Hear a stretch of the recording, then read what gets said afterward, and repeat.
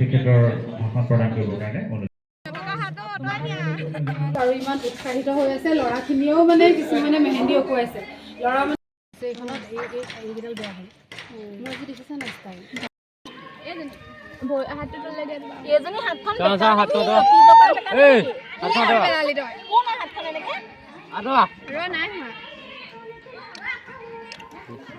ফটোখন দি দিবাচোন দেই উচানা ফটোখন ইমান ধুনীয়া উঠিছে ঐ মই নামটো আলিছো ৰবা নামটো শৈক্ষিক দিশত অন্যান্য দিশত সাংস্কৃতিক দিশত গতিকে আমি এই যে সম্পৰ্ক কাম কৰি আছো মই অকণমান দিবলীয়াকৈ গ'লো মই আজি আমাৰ এই অনুষ্ঠানলৈ অহাৰ বাবে আমাৰ তিনিওগৰাকী আমাৰ মঞ্চত আসন গ্ৰহণ কৰা আজি আন্তঃৰাষ্ট্ৰীয় নাৰী দিৱস আৰু এই আন্তঃৰাষ্ট্ৰীয় নাৰী দিৱসৰ লগত সংগতি ৰাখি আমাৰ গোলাঘাট পূৰ্বাঞ্চলিক মহাবিদ্যালয়ত আমি আজি দিনজোৰা কাৰ্যসূচীৰে কেইবাটাও অনুষ্ঠান আমি সম্পাদন কৰোঁ ইতিমধ্যে চলিও আছে আমাৰ আজি মহাবিদ্যালয়ৰ কাৰণে খুব আজি গৌৰৱৰ কথা যে আজি ওমেন ডেৰ লগত সংগতি ৰাখি আমি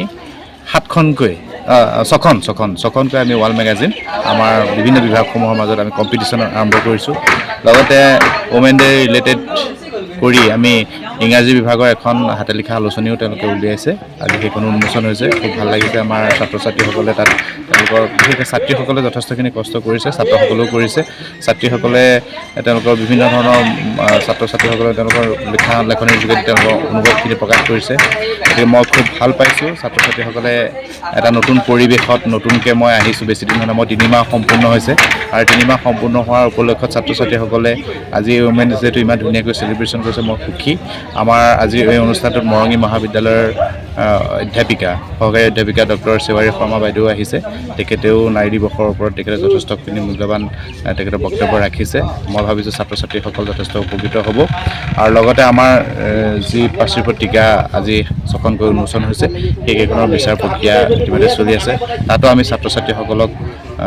পুৰস্কাৰৰ ব্যৱস্থা কৰিছোঁ বিভিন্ন শিতানত আমি সম্পাদকীয়ৰ ক্ষেত্ৰতেই হওক বা বিভিন্ন প্ৰবন্ধৰ ক্ষেত্ৰতে হওক কবিতা বা বেষ্ট ৱাল মেগাজিন হিচাপেও আমি প্ৰাইজ ৰাখিছোঁ যাতে ছাত্ৰ ছাত্ৰীসকলে অনুপ্ৰাণিত হয় আৰু তেওঁলোকক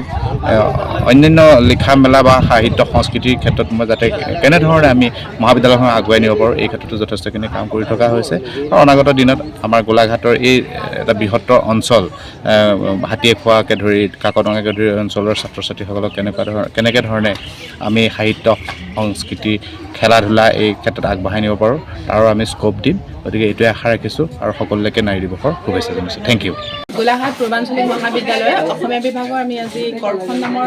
এখন পাৰ্শ্ব পত্ৰিকা উন্মোচন কৰিলোঁ বিশেষভাৱে 8 মাৰ্চ আন্তৰ্জাতিক যিটো নাৰী দিৱস আছিলে সেই নাৰী দিৱসো উদযাপন হৈছে আৰু তাৰ লগতে সংগতি ৰাখি আমাৰ যি মহাবিদ্যালয়ৰ বিভিন্ন বিভাগৰ 6টা বিভাগৰ 6খন পাৰ্শ্ব পত্ৰিকা উন্মোচন কৰিছে তাৰ ভিতৰতে আমাৰ কৰখন অন্যতম কৰখনৰ সম্পাদনা আছে আমাৰ লগতে সম্পাদনা সহযোগী হিচাপে বিভাগৰ বিভিন্ন ছাত্ৰ ছাত্ৰীসকল আছে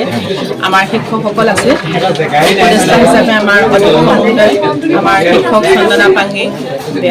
নাছৰিন বেগম মালাৱতী গোস্বামী বাইদেউ বিশ্বদীপা দাস মই নিজে সকলো জড়িত হৈ উপদেশে দিছোঁ আচলতে আৰু কৰখনৰ উদ্দেশ্য হৈছে আমি আমাৰ সাহিত্য সংস্কৃতি আদি